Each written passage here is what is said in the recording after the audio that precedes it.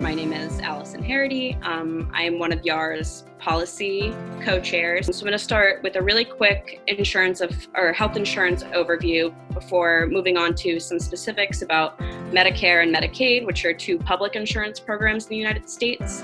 Then I'm going to talk a little bit about the Affordable Care Act, or the ACA, which some of you might know as Obamacare, and then finally close out with just a tiny bit of terminology to help you understand some of the health reform proposals that you hear so much about from policymakers. Next slide. Yeah.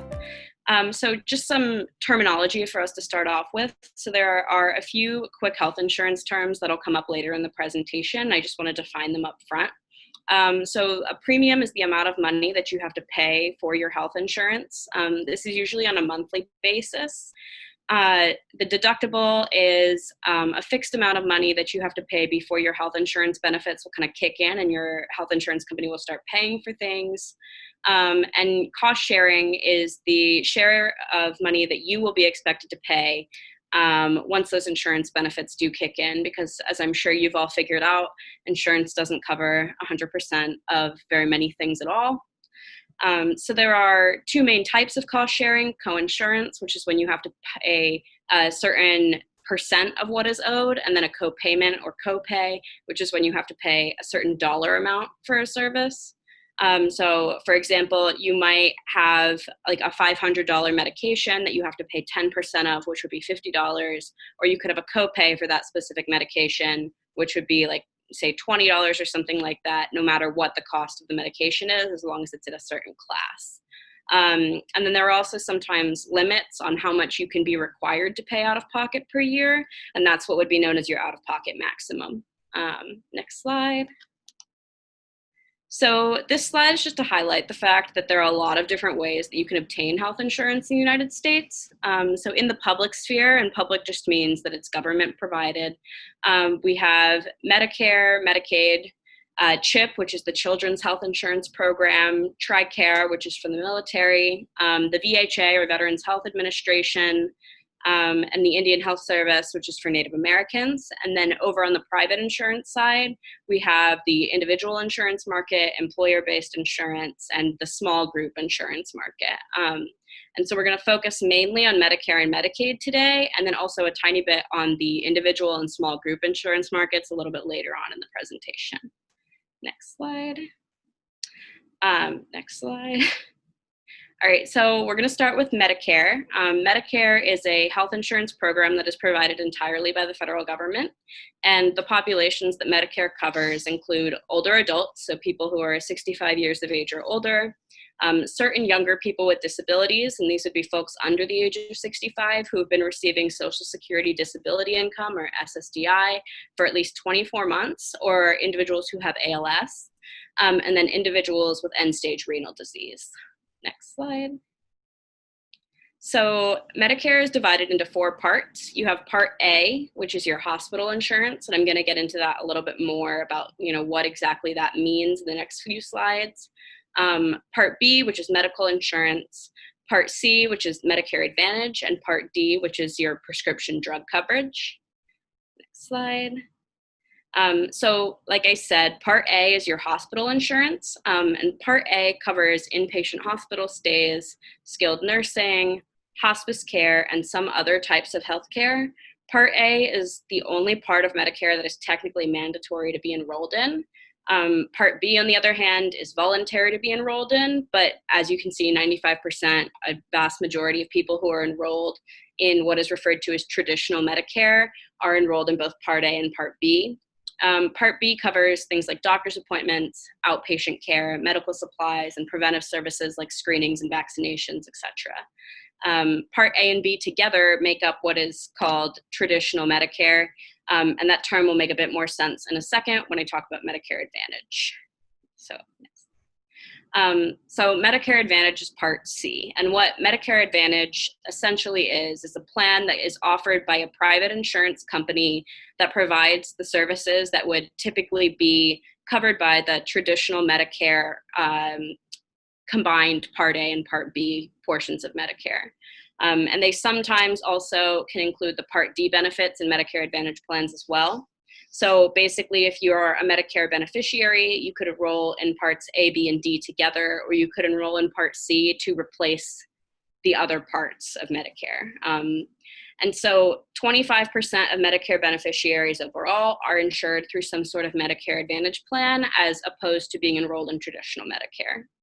And the last part of Medicare is Medicare Part D, which represents the prescription drug benefit. And Part D plans are furnished by private companies, and Part D is also voluntary to be enrolled in. So that was a really speed overview of the Medicare program. There is a lot of really complicated policy that you can get into if you're into that kind of thing and if you want to. But the things that I would remember about Medicare are that it is a federal insurance program that covers older adults and certain people with disabilities, and that it is split into 4 different parts. Next slide. Oh, we can just go to the next one. So we're going to move on to Medicaid now. So while Medicare is funded by the federal government alone, Medicaid is a joint funded program, and so it's funded by both the federal and the state governments. So Medicaid is intended to cover low-income populations, and we have different eligibility criteria for Medicaid in different states, because we have what is kind of referred to as old Medicaid, which is the Medicaid program under the requirements before the ACA and pre-expansion of Medicaid, and then new Medicaid, which is what you have in states that have expanded Medicaid under the Affordable Care Act, the ACA. So next slide. So just to do a quick comparison of old and new Medicaid, old Medicaid covers only low-income individuals who fall into one of these categories listed in this slide, which are pregnant women, individuals with disabilities, older adults, and adults and families with dependent children. And under old Medicaid, the income eligibility varies by state. So if you live in a pre-expansion old Medicaid state, you'd actually have to look up what the eligibility is for each of these groups, because it's not uniform across the country, and I don't have it memorized off the top of my head. And then new Medicaid, on the other hand, has expanded the restricted eligibility that we have under old Medicaid to include childless, low-income adults who don't have a disability. So before Medicaid was expanded, there was really no way for childless adults who don't have disabilities to access Medicaid benefits. And the Medicaid expansion also increased the kind of lower threshold for income to be eligible for the Medicaid program to 138% of the federal poverty limit across all of the states that chose to expand. So this means that if you are in any state that has expanded, anyone with an income less than or equal to 138% of the federal poverty limit should be eligible for Medicaid. Next slide. Okay, so this is one of my favorite graphics. It's from the Kaiser Family Foundation, which is a fantastic health policy research generally. And then I saw that we have someone on the phone, and if we have any folks with visual impairments, the graphic shows a large umbrella with 5 groups of people under it, and kind of the left 3/4 of the umbrella is shaded in red, and that part is covering the groups covered by old Medicaid, which would be low-income elderly folks and people with disabilities, children, pregnant women, and some of the parents of dependent children. And then only half of that parents of dependent children group is shaded red. And then the remaining 1/4 of the umbrella is shaded in blue and is covering the other half of the parents of dependent children group, as well as the low-income childless adults category. So overall, what this graphic is trying to show is how Medicaid eligibility pre-expansion didn't cover all of the people who would fall under kind of the umbrella of low-income Americans, but that Medicaid in states which have expanded Medicaid does cover all of the folks that fall under that umbrella, as long as their income is below 138% of the federal poverty limit. Next slide. So this map just shows which states have expanded Medicaid and which have not.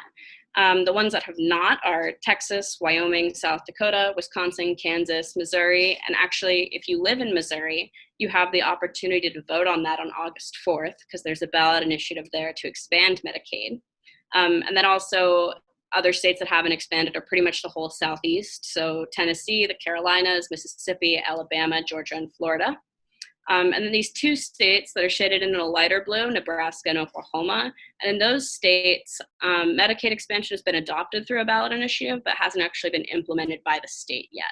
And then the rest of the states, which are that navy blue, have expanded Medicaid and have implemented that expansion. Next slide.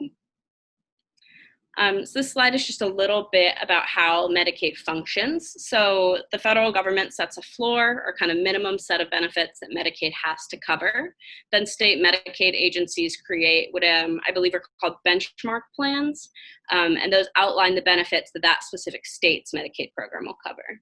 The individual states administer the program, so Medicaid benefits aren't going to be the same from state to state, and they can be super different with regards to eligibility thresholds and what benefits are covered. But remember that if a state has expanded Medicaid, eligibility has to be at least that 138% of the federal poverty limit threshold. And so in addition to the variability in these state benchmark plans, states can also obtain waivers from the Centers for Medicare and Medicaid Services, which is also known as CMS, to expand coverage or to waive certain requirements.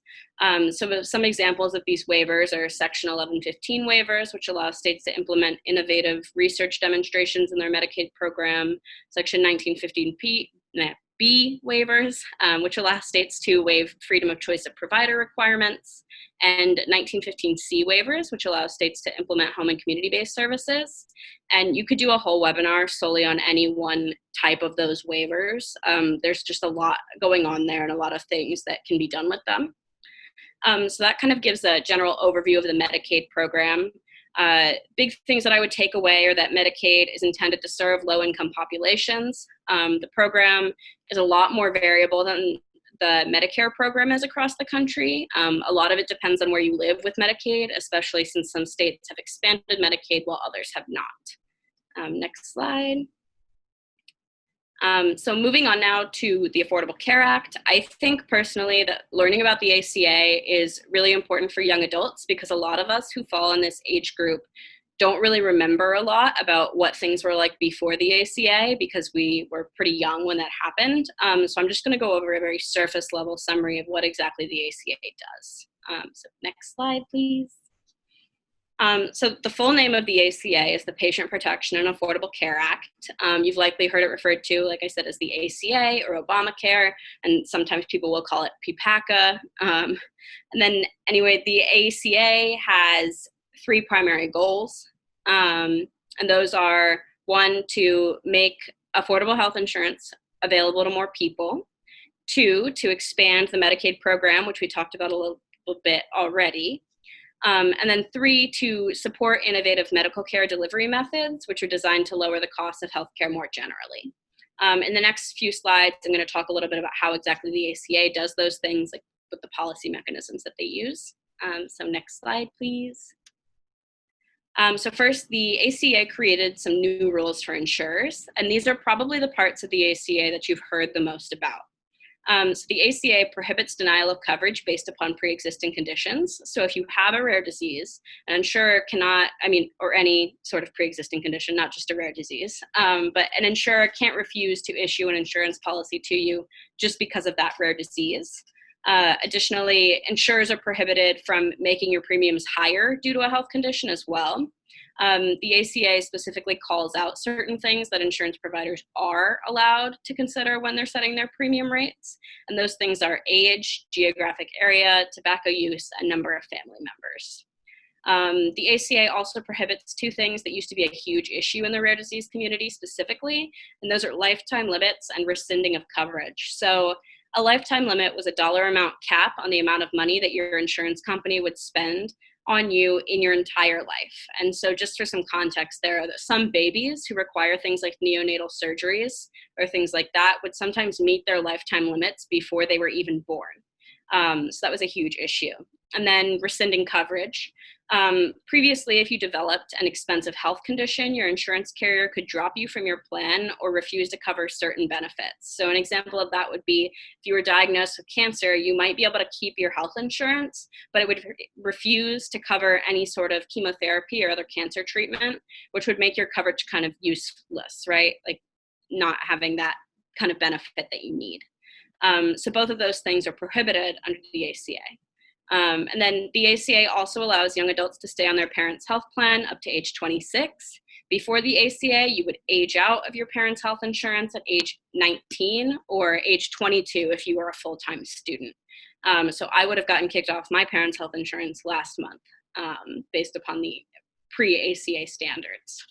And then finally, the ACA limits the waiting period for coverage to 90 days. So this essentially means that if you got a new job and you had to switch health insurance, you can't be forced to wait longer than 90 days before those insurance benefits actually kick in. Next slide, please.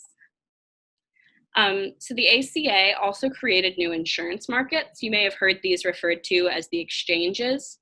The exchanges are state-level insurance marketplaces where individual and small group coverage are sold. And the goal of the exchanges is to make the individual and small group markets, which are traditionally less stable, behave more like the stable large group insurance market. Another thing that the ACA did is to create subsidies to help people pay for insurance if their income is too high to qualify for Medicaid, but still relatively low. So subsidies are available for individuals who have an income between 133% and 400% of the federal poverty limit if their employer either doesn't offer health insurance coverage or the insurance coverage that their employer does offer, if their share that they have to pay towards that coverage would exceed 9.5% of their income. Next slide.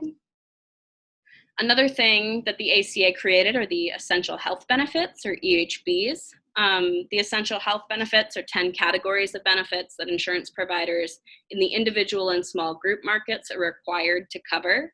So these categories are ambulatory patient services, emergency services, hospitalization, maternity and newborn care, mental health and substance use disorder services, prescription drugs, rehabilitative and habilitative services and devices, laboratory services, preventive and wellness services, and chronic disease management, and pediatric services.